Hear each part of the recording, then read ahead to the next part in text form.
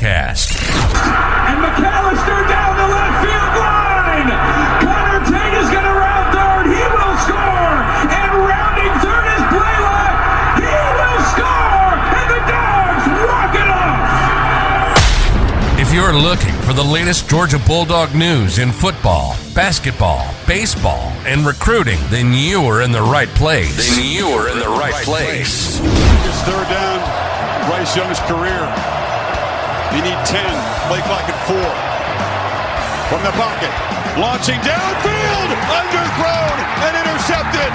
Keely Ringo has an escort down the sidelines. All the way to the end zone, and Georgia is going to conquer the Crimson Tide. Hosted by Jeremiah Stoddard and Jonathan Williams. Georgia on the mountaintop. Demons be gone, and the drought is over. National champions at long last. Just sit back, relax, and prepare yourself for these hot takes you're about to listen to.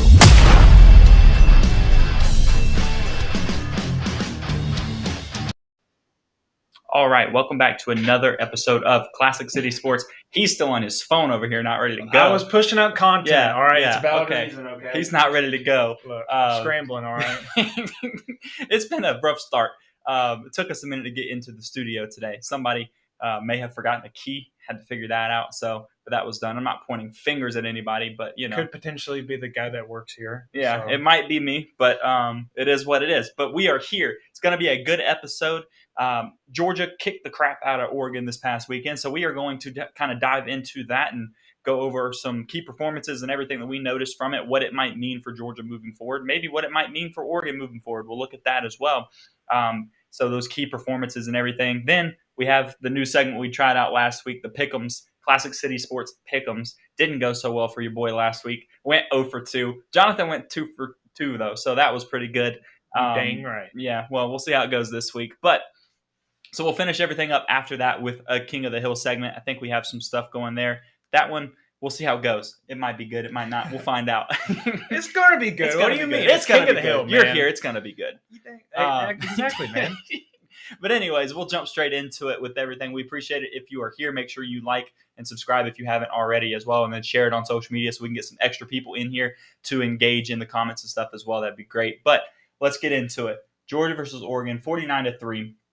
We both sat here and we didn't actually give a score prediction last week, but we both expected Georgia to cover their spread, I believe, of 17 or 16, I think is what it was when the game actually kicked off. It ended up being a lot bigger than that. Mm-hmm. You know, what was your takeaway just on that alone at first? Like seeing that Georgia just absolutely went in and destroyed them wasn't exactly what everybody expected, but it is what we got. Yeah, you heard some things coming out of Georgia's camp leading up to the game that the players were just ready to finally hit someone else. And you kind of take that for what it is. Like, yeah, of course they're jacked up for their first game. But to see how they dismantled Oregon in the way that they did, pretty much in every facet of the game, they just took over. They dominated at every position, it seemed like.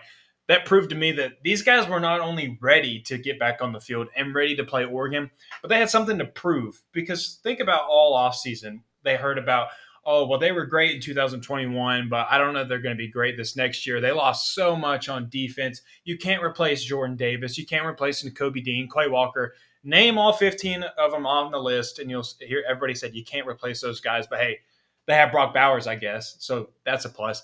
And they came out, and the defense especially was like, we don't care what you have to say. We don't care what happened last year. We're here to make our own statement and prove that Georgia wasn't just lightning in a bottle like LSU in 2019. We're here to stay. We're here to assert ourselves as a dynasty in college football, and that's how I took it. They put everybody on notice. And think about now after the game, what has everybody been saying? Like, yeah, this Georgia team is legit this year. They are without a doubt a top 2 team. They may even be the best team in college football again. Hence the reason why they jumped Ohio State in the AP poll, despite Ohio State being a top 5 team in Notre Dame this weekend.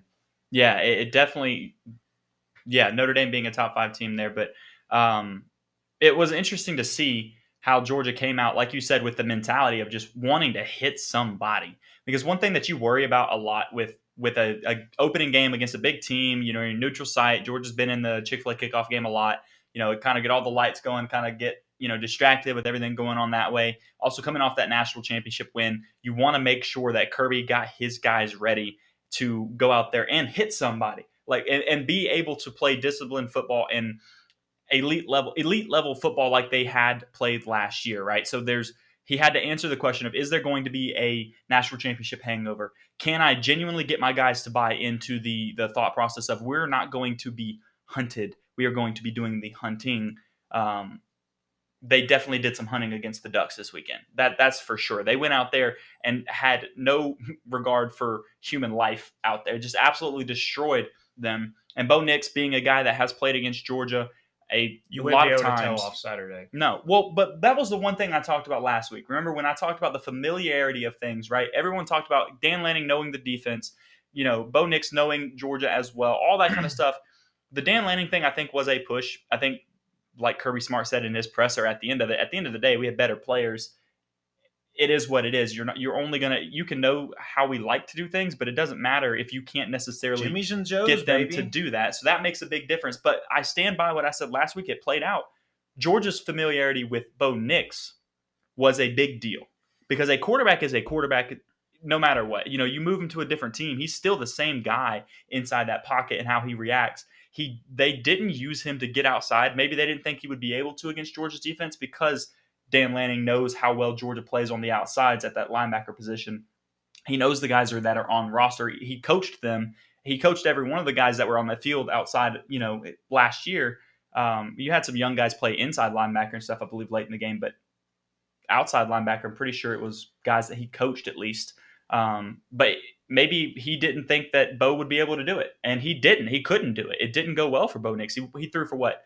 160 something, 170 against Georgia, I think it was. 173. 173. So, yeah, that familiarity worked out very well for Georgia. Yeah, I mean, one of my bold predictions right before the game, I said Bo Nix throws multiple interceptions, and it happened before you could even blink an eye. It seemed like Malachi Starks, play of the game, in my opinion. True freshman to high point of football while falling on his back and stay glued to the defender at the same time. Just incredible ball skills. Georgia got a good one in Malachi Starks for a really, really, really long time, or however long he's on campus, if you want to count 3 years, a really long time. But for a lot of games, he will be in that secondary making plays just like that. And then Christopher Smith doing exactly what he always has done, being so instinctual, being able to read a play and do it just off of what he sees on the field and recognizing it right away and being able to make a play on a ball. And another huge turning point for the Georgia defense. But the biggest surprise to me, or not really the surprise, but the thing I was really most impressed with was how clean Georgia played. Now, they had a few penalties. You had a few offensive line penalties early in that game. That's kind of expected early on in the year. And then whatever that call was against, I believe, Kamari Lassiter. Oh, goodness gracious. Yeah, that was the weakest personal foul penalty, like flag. Yeah, there was one that was the horse collar, which really wasn't a horse collar. And then you also had the unnecessary roughness. The unnecessary roughness was the bad one. Georgia just bodied an Oregon Duck offensive player, which I don't know that's unnecessary. I think that's just we're a dude and football. We're a dude and you aren't. Like it's just football. Who's your daddy type of thing. So, but they played so clean. Stetson Bennett went 25 for 31, super efficient in his first game. All that talk about him getting first team reps consistently and getting continuity with his offense and his receivers and his offensive line. That showed up on Saturday, and that proves to everybody that those things do matter. Being able to have a familiar face leading your team. I said it under one of Brooks's tweets this a couple of days ago, and I think it really resonates with Stetson Bennett's situation. Is a team is only as good as its best leader. And Stetson Bennett is Georgia's best leader on offense, best leader in general. When Carson Beck drove Georgia down the field for a touchdown, Stetson Bennett was the first one to greet him on the sidelines. Carson Beck had a big old smile on his face because Stetson was cheering him on. He cares about his teammates. He cared about Adonai Mitchell catching the ball. He was happy for his guy after getting drilled in the face. Yeah. After a dirty play, pretty much, like a guy took a shot at him while tossing the ball, and he wasn't worried about a personal foul, wasn't looking for the flag. He gets right back on his feet, and he's like, that a boy 5. We'll keep moving. Well, before he even gets up, he's laying on his stomach looking like this. You can see Doesn't him like even just care staring down about the field. anything else other than, I hope my teammate helps me make that play. And when he did, it was like, all right, we're moving, boys. Come on. So those things all showed up on Saturday. And those are the things that are going to carry Georgia throughout this year. When you have kind of a soft schedule that they do, but clearly it doesn't matter. They're going to show up every single game from what it seems like. And if they play anything like they do against Oregon for the rest of the year, who knows what 2022 has in store for Georgia. Yeah, and one thing that you pointed out too, talking about Beck being able to lead the offense down the field and everything, that was one thing that I wanted to point out to everybody. This is a very different team right now from what I saw. And I know it's week 1 and it's early on to say this, but what we did see was you saw a team that ran the ball more than they threw, or threw the ball more than they ran. A lot more. And especially production-wise, yardage-wise, they threw for 439 yards or something like that, I think. And, right? Did I say it right? Yeah, 439 total passing yards. And then total offense was 571. So there wasn't a lot of rushing yards in there to go along with it. So you saw a shift. You saw Georgia go out there and say, hey, we're gonna beat them in the air today. Like, that's how we want to play today. We have the guys, we have the weapons everywhere. And yeah, maybe he didn't throw it downfield very much. He definitely took advantage of the short game in the passing area, getting the ball into Ladd McConkey's hands, getting the ball into a Brock Bowers' hands. I know he only had 2 catches, but still those catches weren't necessarily far down the field. And AD's was a decent one. The one where he took that shot in the face AD was probably about 20 yards downfield on that one. And it was interesting to see that shift in the strategy that Georgia took. But then to see that once Georgia was way up, they take Stetson out. They let Carson Beck run the offense, lead them down the field. The first and he time threw in his for career, 70 yards really. passing. The first time in his career, 100% the first time. To do that. Yeah. And whether you're joking right now, Zach, or not, saying Staquavius for Heisman, I'll go ahead and say this right now.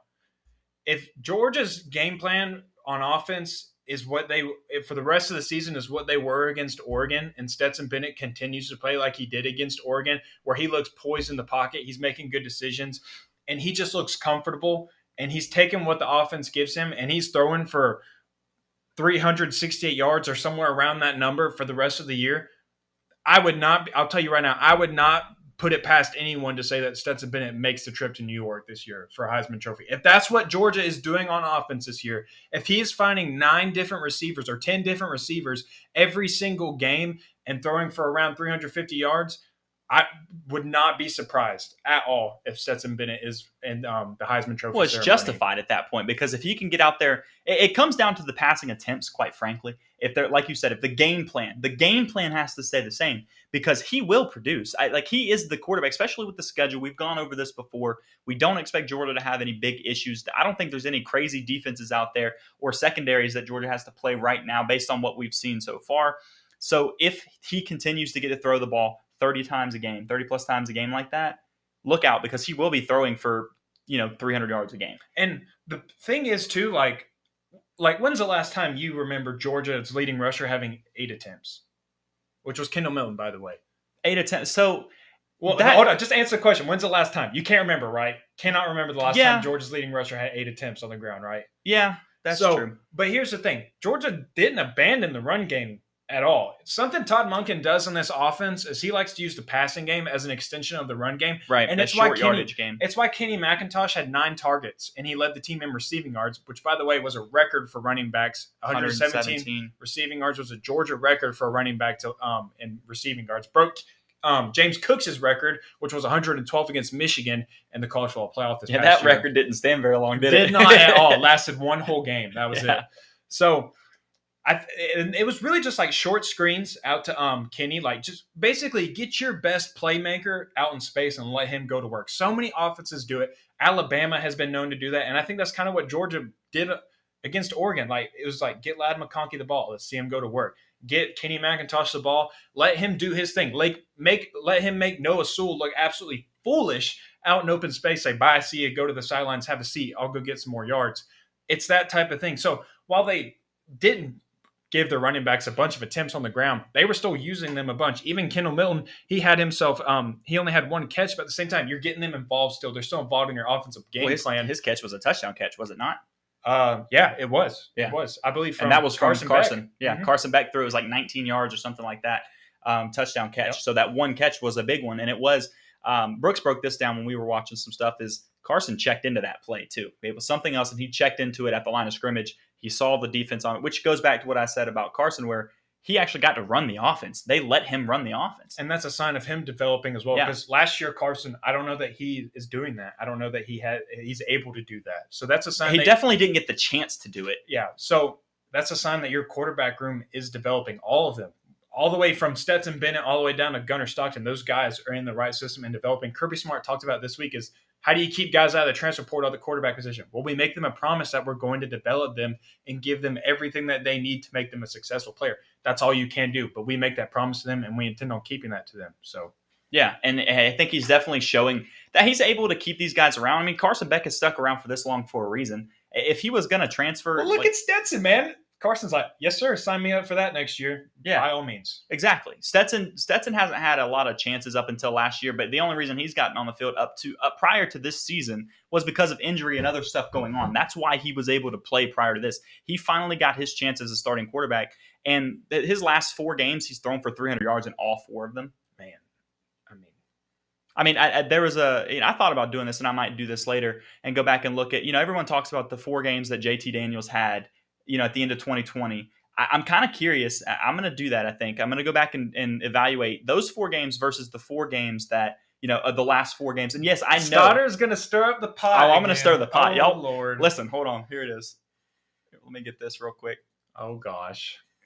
There's the @ It's shameless plug. Go ahead. Go ahead and check that out, because I'm going to come up with. J-Will. I'm Dr. J. Yeah, I should probably switch that. Stodfather. I should switch that. Yeah, but anyways, check that out, because I will put that up on there, because I'm curious. I'm curious at how close the last absolutely. 4 games, and think about the competition level that he's played against in those 4 games.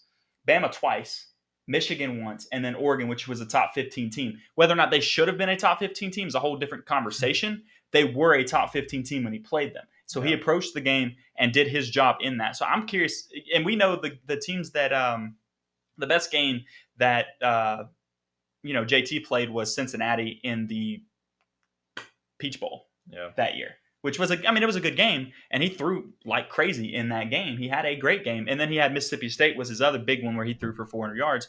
It's going to be pretty close, and I know that Stetson threw a couple picks against Bama. I got that. We'll put all of that in there. Don't worry. But I am going to look at that because I'm curious now. Those last 4 games are probably, they're pretty telling.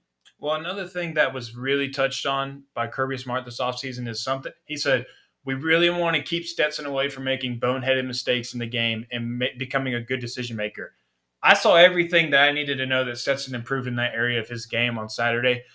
There was 3 different times, I want to say. And at one point in this game, these were the only 3 incompletions, or maybe only 2 incompletions of the game, where he was rolling out. He looked through all of his options. He was looking through all of them. And he decides, I'm just going to toss the ball away. Didn't force it. Did that 2 different times. And then one of his other incompletions was Darnell just happened to drop the ball. Happens, It's football. You can't catch them all. Yep.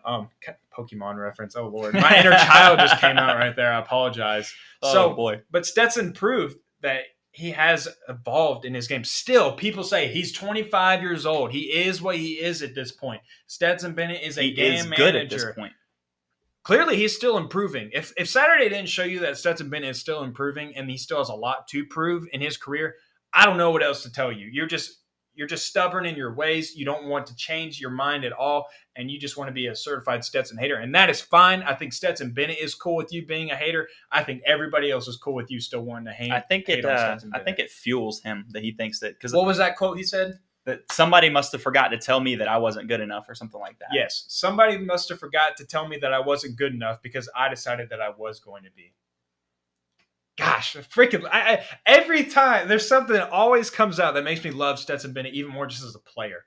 He's got that moxie, the confidence.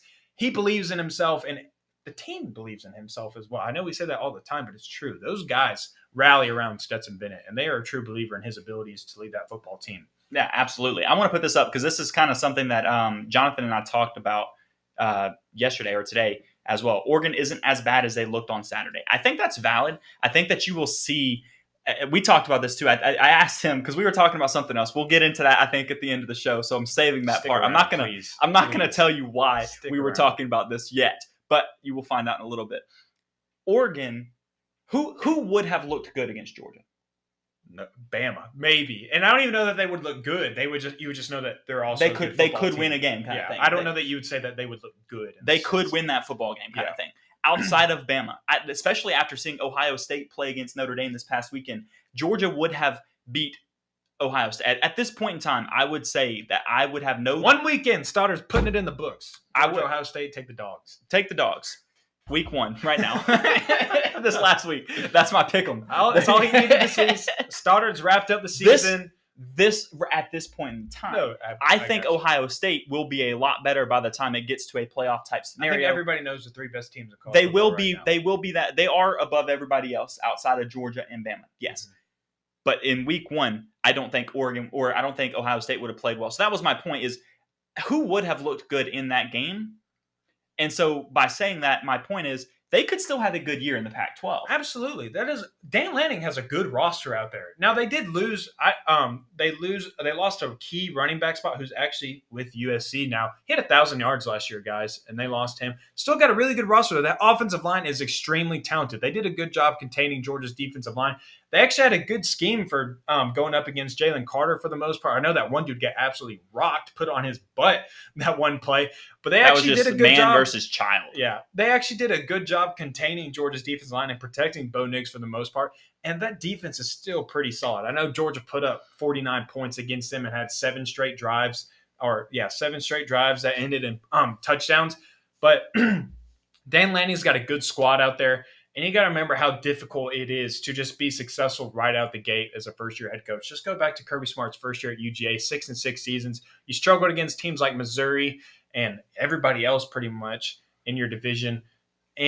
But that wasn't a bad roster that Georgia had by any means. They had talented players. Heck, Nick Chubb and Sony Michel were on that team. And you had Jacob Eason as your quarterback and Isaiah McKenzie. So that was a good team that Georgia had in 2016.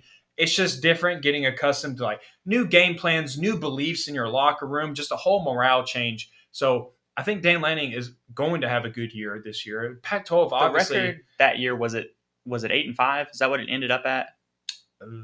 Because they had the bowl game, and I think they won the bowl game. Kirby won the bowl game. So I think it was 8-5. So maybe they were 7-5, and then they finished 8-5. Okay. Yeah, I think they finished 8-5. Okay. So Dan Lanning's going to be fine this year. The Oregon's going to be fine this year. The Pac-12 ain't that great, guys. If you were paying attention on Saturday, you could kind of tell.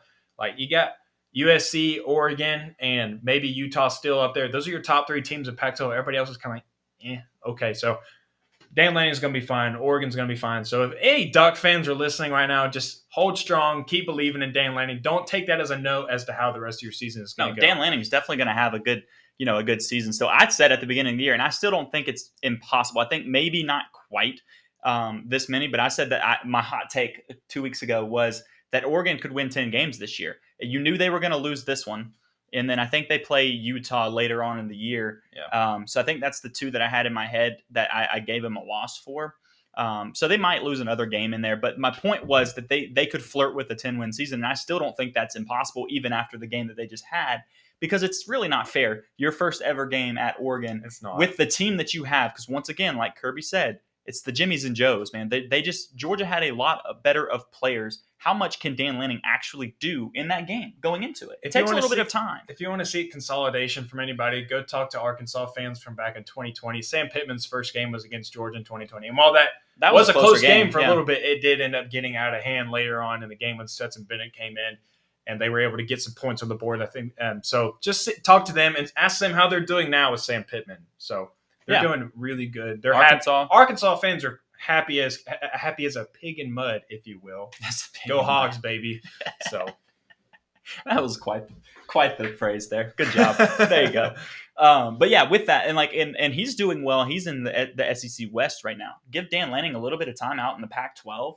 Where he knows how to do it, and he's got that Nike money out there too. Where with the NIL, the way that things are right now, he will make that team a playoff team in the next 7 years or something like that. As they can figure out what the Pac-12 is. Let me tell you this. Once they expand there, because they're going to expand to 12 teams. I'll go ahead and put this on it. Nobody's going to remember this by the time that happens because it's not till 2024 or 2026. By then. You're getting I might be. I'm getting a little old. I got some of those gray hairs starting to come in. Shut up. But by that point, I bet you anything that once it goes down to the 12-team playoff, Oregon's going to make that first playoff. Clip it. I'll clip it, and I'm saving it for this because not only will I be impressed if we remember to bring that back in 2026, I'll just be happy to know that this podcast is still going. If it's still around, that'll be great. That's a good sign for us. So I sure hope we have the opportunity to do that in 4 years. Oregon makes the playoffs the first year that it's a heard it here playoff. first. You heard it here first. Heard it here first. You did. Classic City Sports.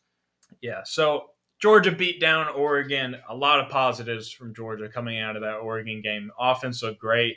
It's going to be really fun to watch them and Todd Monken work this year. They did a lot of special things. Ladd McConkey and those wide receivers looked really good, especially him. He had 71 yards and just continued to prove that he is one of Georgia's best playmakers on offense when you get the ball in his hands.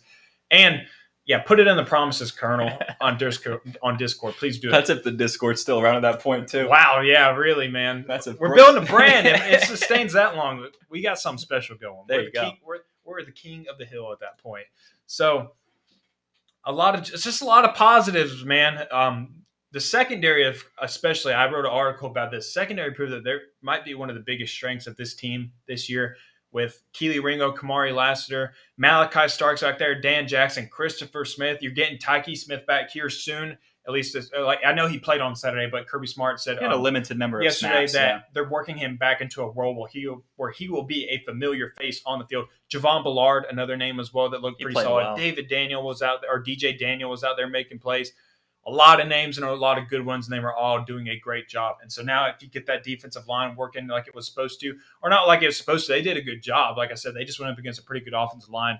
And whether or not it shows up in the stat sheet, they were doing a very good job throughout the game. Well, speaking of that defensive line, right? Because everybody's talked about this on social media and stuff. Hey, Georgia didn't get any pressure. Like, they didn't get any sacks in this game, right? Which I think stats is an overrated stat anyway. Yeah, because it doesn't tell you the whole story. And that's what I'm getting into here is Oregon threw the ball 3 times. Hold on, no. 6 times. 6 times over 19 yards. 6 times. That's it. That's not a ton.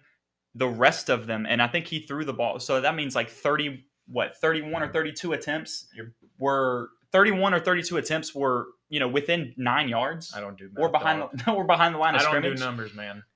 But I'm pretty sure it was somewhere around that. Somebody can check. We'll look at that later.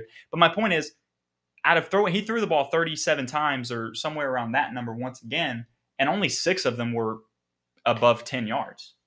So that means your defense was getting there because he didn't have time to look downfield. They needed those chunk plays too. So they were looking for them. They just didn't get there. They weren't available. So even though Georgia did not get those sacks, they were causing some havoc in the back for Bo Nix. Yeah.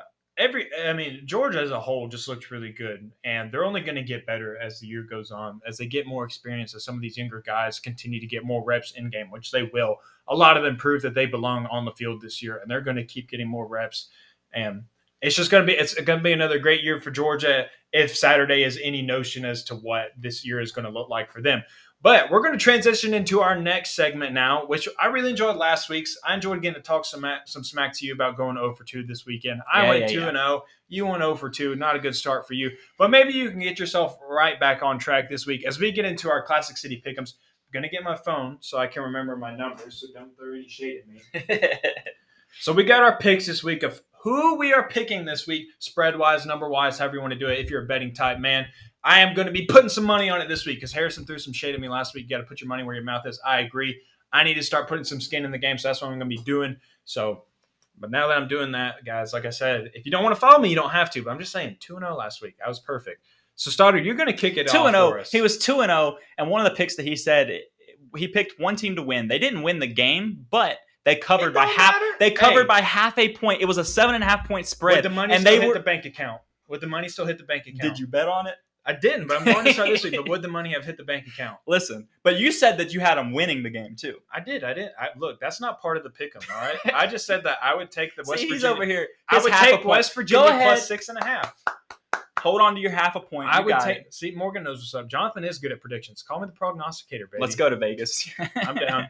I'm always down for some Vegas, baby. We'll see. So, as I was saying, you can kick it off this time. Let's see what direction you're headed in. I'll start with the first one. You want to go one by one? We won't do them all at the same time. We can go one by one. One by one. I'll start my first one. My first one is Texas Tech versus Houston. -3. I've got Texas Tech covering that spread. Houston is in the top 25 right now, and Texas Tech is not. But Houston just beat UTSA by 2 points in overtime, third overtime. So yeah, my money's on Texas Tech, who had a strong game last week, won by a large margin. I think they're going to be able to cover 3 points. UTSA was always one of those teams where if you like sim 10 years into your NCAA 14 dynasty, they were always a random team to like win the national championship, maybe relevant again. So hey, maybe they're relevant now, Stoddard. Do you watch UTSA football? I will not watch UTSA Okay, football. so you're out here throwing shots at them, and you don't even know nothing about them. It's Houston. They beat All them right, so your 2. first one, you're taking Texas Tech on that one. Yep, Texas Tech. All right, well, I'll go -3. ahead and tell you my first one. This one should be a no-brainer in my opinion. I've been hitting this drum all offseason saying that Pittsburgh had no shot against Tennessee, and Tennessee is currently a 6.5-point favorite over Pittsburgh. And I'm taking that one all the way to the bank. Tennessee's offense, it looked really good this past weekend. They put up a lot of points, and I think that's exactly what they're going to do against Pittsburgh. I don't think Pittsburgh is going to be able to hang with Tennessee. I think Pittsburgh might put up some points for themselves as well, but I don't think it's going to be enough to keep it within a touchdown by any means. I think Tennessee's going to win that game by multiple scores, and they will definitely cover that one. Yeah, I think so too. UCF, my next one is UCF over Louisville, -5.5 on that. Louisville just lost to Syracuse by 31-7. Ooh, I did not know that. 31-7 to Syracuse.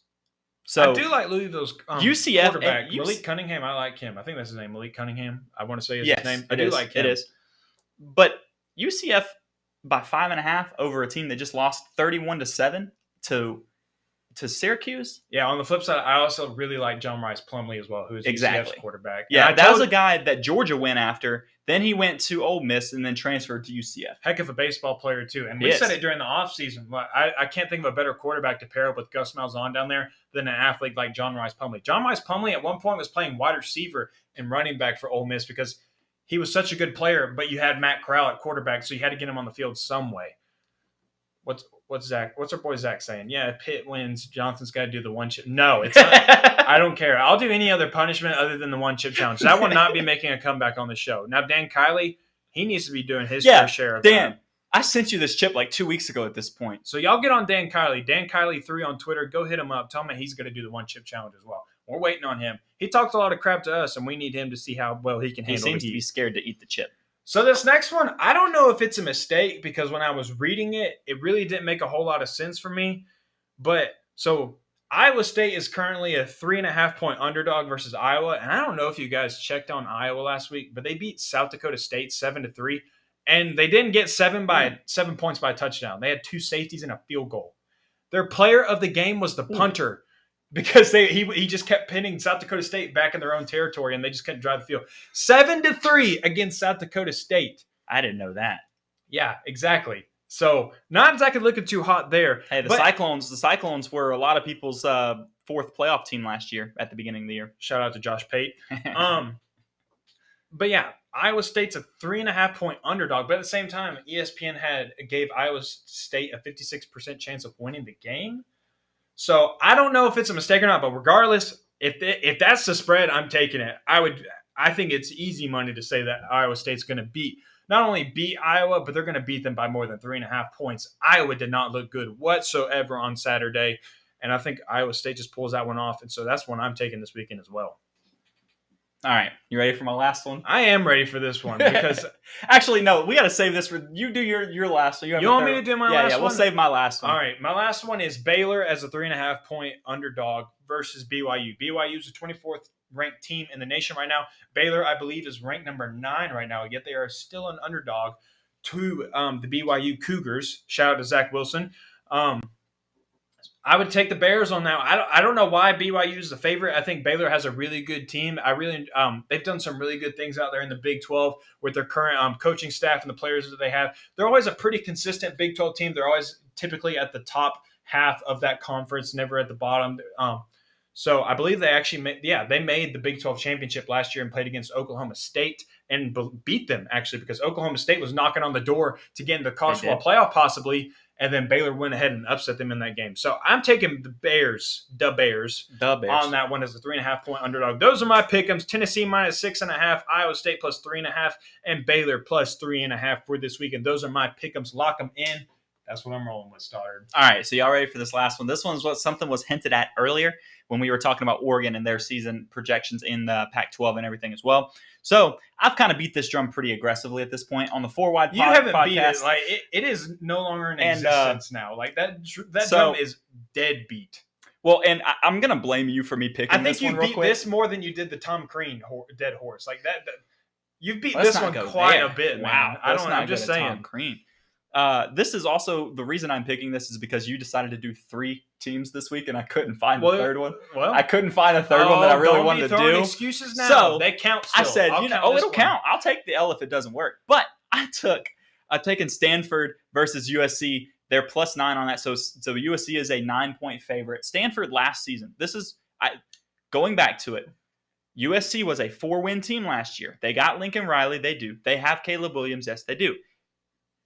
I'm not calling them a playoff team yet. I'm also saying that Stanford beat them by 14 last year. So you got 14 points last year, and then all of a sudden USC is a 9-point favorite this year because they beat Rice really aggressively. Let me ask you. Go ahead. Let me ask you something, Stoddard. So when South Carolina upset Georgia in 2018, if someone had told you in 2019 South Carolina was going to beat Georgia because South Carolina beat them last year, what would you have said?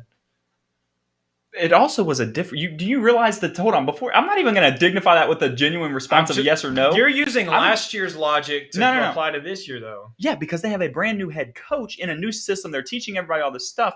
Georgia had its head coach. Georgia just went to Georgia was on the brinks of a playoff type run again. Still after that, you really think that that's the same scenario? Look, if anybody had ever told you this happened last year, so it's probably going to happen this year, Let's be real, Stoddard. What are we trying to we would So shame that you're person. saying that Georgia losing to South Carolina one year and then the next year not being a team to beat or that they were going to lose to South Carolina. I'm using your logic right now. No, my logic was they lost by 14 points. It wasn't a overtime game with a field goal where Blankenship just missed a field goal when he never had that issue from 25 yards or whatever it was. That's a different scenario. I think you're just bitter. I think you have a vendetta against Lincoln Riley and the Trojans, man. Show me that you are a legit team. This is my thing. If they win this game if they cover this spread, the 9-point spread, I will start giving them more respect of being able to win more games than I necessarily said after this week. I'm still not putting them in the playoffs, and we'll get to that in a minute as well. I'm not either. I'm not putting them in the playoffs from it. I've already gave them. I said that they would win 8 games this year. 8 games this year. They won 4 last year. I let them double it. Okay. All right. So to summarize, my pick'ems this week is Texas Tech versus Houston -3, and then UCF versus Louisville -5.5. Stanford versus USC +9. Those are my pick'ems. I like your first 2. I can rock with the first 2. The last one, I think it's a tad bit too emotional. I think the emotions are flowing too high right now to be tossing money at that game. I think we just need to take a step back sometimes, evaluate ourselves, and be smart with our money, Stoddard. But if that's where you want to put your money this weekend, I'm not going to stop you. I'll let you go into the next weekend 0-5 probably. 0-5? You think? Wait, whoa. That one game has not put me 0-5. Worst case, 2-3. Yeah, 2-3 it might best. be 2-3, but that's a pretty good comeback considering I'm 0-2 right now. No, absolutely. That's pretty If good. you can get 2 wins on the the schedule, I'm trying to be bold out here. Major He's props over here to just you. picking the easy ones. Easy ones. Hey now, look, I'm just like I said, I'm just being smart. You got to take the smart picks. And look, Baylor being +3.5. I think that's just whether that's like I said. I don't know why a ranked number 9 team would be a 3.5-point underdog versus the 24th ranked team. So I don't know why, but hey, that's what they gave me. That's what I'm taking. So you just got to take what the books give you sometimes. Now y'all might see why earlier today I was talking to Jonathan and I asked him, hey, who looks good against Georgia in week 1, right? Because the whole point was Pac-12 is down, so that gives USC a chance.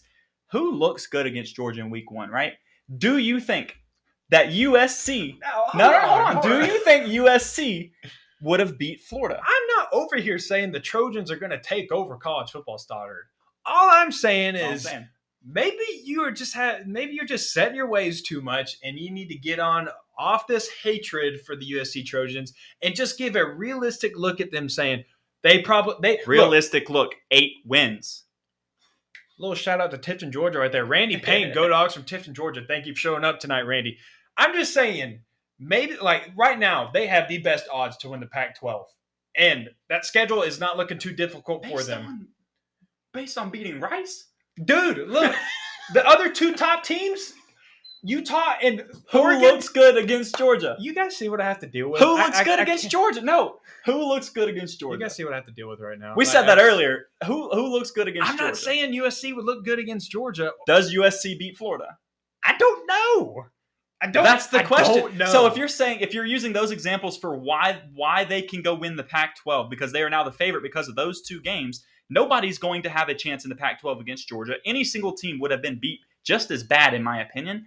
And I don't think USC would have been able to go into the swamp and beat Florida, considering Florida did what they did this past week. All right. I think we have spent way too much time talking about Lincoln Riley and his Hey, we Trojans. found a way to argue, guys. We did. And Lord, we were not expecting that much of it. But let's get into a segment that we typically do agree on. So we'll end on a good note between us. No harsh feelings between one another. We'll end on a good note. I'm going to trip. We're going into King of the Hill. King of the Hill this weekend. This week, the topic is who was the biggest. I can't remember how I worded it, but I believe I said who was the biggest surprise this weekend in regards to kind of shocked, surprise or letdown was what we biggest were letdown. Biggest letdown. Who was the biggest letdown this weekend? There are a lot of teams that we had high expectations. Clemson, Utah, some other ones out there that just really didn't live up to the expectations that people set upon them this year. Who was the biggest disappointment to you this weekend? I really was disappointed in Utah because before we talked about this, we both sat here saying that we thought a Pac-12 team would be able to make the playoffs this year. My boldest take was a Pac-12 team makes and Big Ten gets left out. Yeah, and it was Utah was the team that I was looking at to be able to do that. So for them to go into as the number 7 team in the nation, go down to the swamp. I know that's not an easy place to play. It does get loud. They had the majority fans for obvious reasons. And it is SEC football versus Pac-12 football. So it's a very big difference.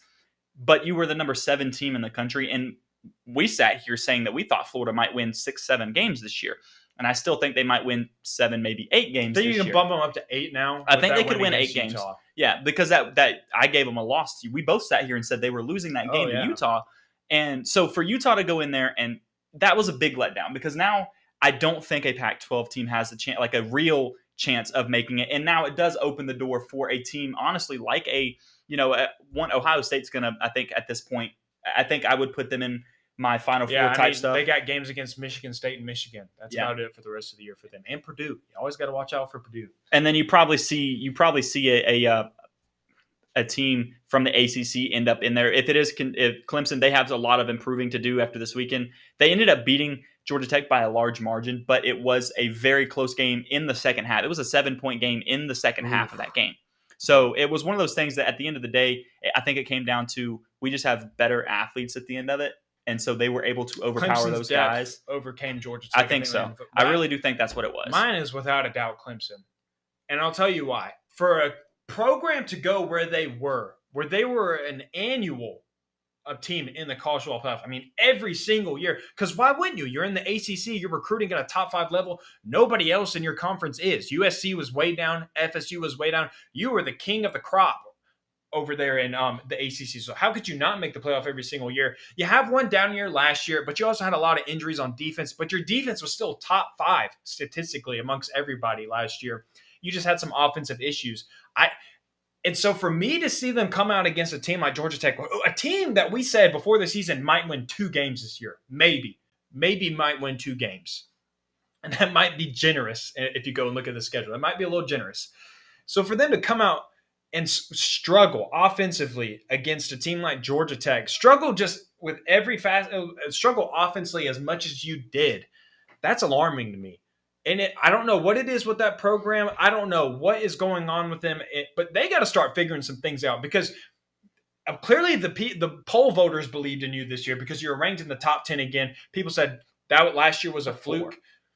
You started number 4. Yeah, you started number 4 after. And really, last year wasn't even that bad. If you look at the record, they still had a pretty good season. And maybe it didn't live up to the standards that they had gotten used to. 10-3, and you did have to play Georgia to start the year. Yeah. So that was a loss right It's away. still a solid season. It's not like they went out there and lost 6 games or anything like that. They still had a pretty solid year, but you got to figure something else on off. So you got to figure it out on offense. You got to get that.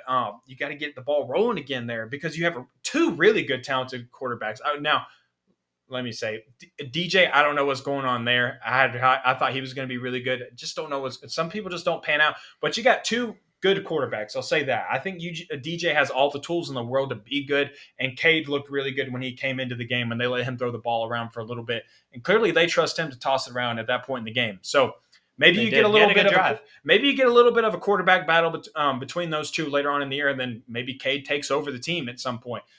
But Clemson's got to be the biggest disappointment. There was no reason for you to be struggling against a team like Georgia Tech to open the year. A year that you should be hungry. You should be wanting to prove everybody wrong, and you should be wanting, or really prove everybody right, that you do belong back in the top 4. That last year was just a mistake, that we're going to be back on top. We're going to be back on the top 4 this year. We're going to be back in the playoff, and you came out just flat against Georgia Tech. You ended up winning, what was it, 41-10 or something like that? Well, yeah, the scoreboard looks a lot better. You ended up with a 31-point win, but once again, it was a 7-point game in the middle of the third quarter. They couldn't move the ball against him in the first half. They could not move the ball down the middle field of the third quarter. It's a 7-point game against Georgia Tech. Yeah, you won by 31 points, but come on, we all know how it went down at the end of it. It came down to you just had a more depth, like you said a minute ago, than Georgia Tech did. But your starters going against their starters as fresh guys didn't look good. So your odds against a team like a Georgia, an Ohio State, or a Bama, it's not going to end well if y'all were to play right now. So you got a lot to figure out up there in Clemson. And here's what killed me is DJ was getting pressure in his face, it seemed like, every single play. But at the same time, they were running long play action almost every other down. Look, when your quarterback is getting pressured, what has Madden taught all of us? If you're getting pressure, get the ball out quick, hit a quick slant, hit a screen, do something to keep them honest. But they just kept wanting to do this play action bullcrap, and it was not working out for them. So maybe it's an OC problem. I do not know. But Dabo Swinney has got to get things figured out with this program. It blows my mind that they have taken this big of a drop-off, it seems like, in such a quick time. I agree. So those are our 2 disappointments. Unless you can think of any other ones, I can't off the top of my head. We talk about a good game real quick too. Just if you watch that Florida State versus LSU game, it started out terrible. They were both just bad teams. It was like, who wants to lose the game more? I think at the end it still was. Wants to lose the game more than the other person? When you muff a punt at inside your 5, and all of a sudden Florida State can go put the game away, and then they pitch the ball to their running back and fumble it at the 1-yard line. Then LSU has 30 seconds? They had 55 seconds to go down the field. 99 yards, and they did it. They did it. I made the tweet when they scored that touchdown. I said, based on how this game has gone, they're about to miss this PAT. He did, and the sucker gets blocked. I mean, the end blocker just lets him right through. I don't know why. I don't know how that happens, but yeah, there was 55 minutes of that game was just horrible football. I mean, boring. It was a snooze fest, man. It really was. There was nothing exciting going on about that game. And then all of a sudden, last 2 minutes, a muff punt, a fumble at the goal line. LSU drives all the way down the field. 99 Thanks yards. to the refs calling a guy out of bounds when he should have been inbounds. And then the game clock stopped and everything for them to set up a play. And FSU spent a timeout, so they really got to get things set up. And then you score a touchdown. You made it all the way down there. In my opinion, I think based on how that game has gone, you struggled all night. I don't know why you would have been playing for overtime. Just go for the win. You got a new coaching staff. Just go for the win. As Coach JB Brown from Last Chance, you said, drop your nuts and go for 2, man. Just in that situation, find out how big of a man you are and put your team. And your players probably would have respected you more if you'd went for 2 in that situation and gone for the win, in my opinion. But instead, you put it in the special teams' hands, who had just had issues on the punt before, and it cost you the game. Maybe they just burnt their 2-point play at the 1-yard line. Maybe because they had that one play that with 1 second on the clock, that was their go-to 2-point play. I guarantee it, because you're right there. That's what you're pulling out of your playbook is your 2-point play from that point in the field. Maybe they felt like they didn't have another one they were as confident in to do it, and he was trying his best not to lose the game, his first game against FSU. Yeah, I don't think it's time to sound the alarms by any means about Brian Kelly being in danger at LSU, but not a great start at all down in Baton Rouge for the LSU Tigers under the Brian Kelly regime. But that is going to do it for us guys. Hope you guys enjoyed it. I was so pumped to be able to not like last week we got to preview a game, but it's so much better to come on a podcast and actually talk about what you saw in a game. It was fun. Like they were on the turf. The football had finally been kicked off. The season got kicked off. It just brings a whole new excitement to this show that we always have excitement, but football season being around just makes it so much better. Clearly, you guys enjoy it. You guys were interactive tonight. We always appreciate you guys. Even had a few new listeners, so we appreciate that. But if you don't mind, we got a bunch of socials to plug. Dr_J. You see them right there under. I'm not even going to read them. You guys see them right now. You got eyes. Classic City Pod. All of that stuff. Go follow us on Twitter. Hit us up in our mentions. We're always pushing out content over there, giving you a little preview for what we're bringing on show nights on Wednesdays. Also, we got another podcast going on Mondays with our buddies Harrison and Dan Kiley. The 4Y Pod. We talk about college football, NFL, MLB, everything. So there you go. I plugged everything for you. You got all the details. Now you just got to do your job and show up and support. My man came with some energy today. I told you, man. I was pumped up. He must have chugged a monster before he got out of his car today, or maybe always pre-gaming, or maybe took an Adderall or something. Good God, I don't know that we want to see me on an Adderall. I talk fast already. I'd be like that the squirrel from Over the Hedge. I don't know if you know. That'd be me, Sammy the squirrel when he drinks the energy drink and the world slows down. That would probably be me on. I don't know. Oh, essentially, yeah, I think so. But you heard the man. Follow everybody on socials down there. It's also if you're listening to this podcast on Spotify or Apple Music or whatever like that. The description there. It also has our handles, our Twitter handles in the description of that show. Don't forget to listen to it there. If you ever forget and you can't watch it live, it's also on any of your podcasting platforms. All platforms. Yeah, we got you covered. Baby. Exactly. But as always, keep it classy in the Classic City. We will catch you guys next week. Thank you for listening to this week's episode of Classic City Sports. Take a second to subscribe, rate, review, and share with your friends and family. Feel free to reach out to the Classic City Sports Crew on Twitter with any topics you'd like discussed. You can reach out to Jeremiah at The Stodfather, to Jonathan at Dr_J Will, and make sure to follow at Classic City Pod for show updates. Check back next week for a brand new episode. In the meantime, express the sentiments of the entire Bulldog Nation.